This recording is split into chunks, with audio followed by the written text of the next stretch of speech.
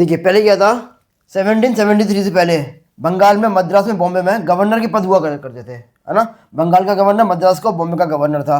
1773 में क्या हुआ, बंगाल का जो गवर्नर था इसको एक पोस्ट ऊपर प्रमोट कर दिया और इसको बना दिया बंगाल का गवर्नर जनरल बना दिया।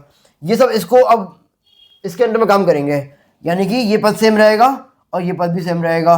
ठीक है जी। अभी नाम आप याद मत कीजिए, नाम अपन ट्रिक से याद करेंगे, है ना।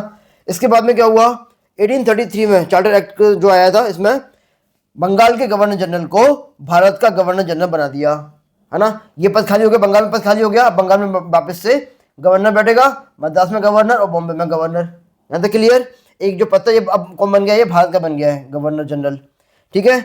अब क्या हुआ, इतने में 1857 की क्रांति होती है। क्रांति के बाद में अंग्रेज भारत से वापस से अपने संबंध अच्छा करना चाहते हैं, तो 1858 में, एक साल के बाद में, इसके लगभग वॉइसराय का पद बनाया। वॉइसराय, और वॉइसराय कौन होता है, ये इन सबसे ऊपर होता है। वॉइसराय गवर्नर जनरल जो होता है भारत का, इससे भी ऊपर होता है, यानी कि रॉय यानी राजा, वॉइस यानी वाइस राजा, यानी राजा से जस्ट नीचे का पद है ये।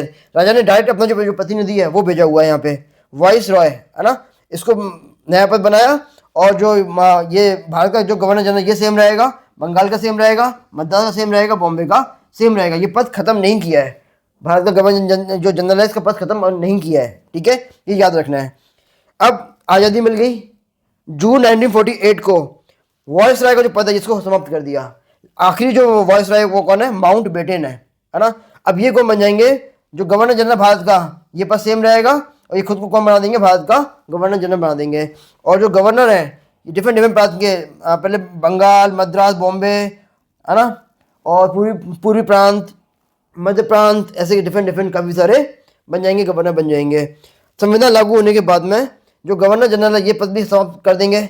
आखिरी कौन है, सी राजगोपालाचारी, और अब कौन बनेंगे, प्रेसिडेंट बनेंगे। ये पूरी कहानी है।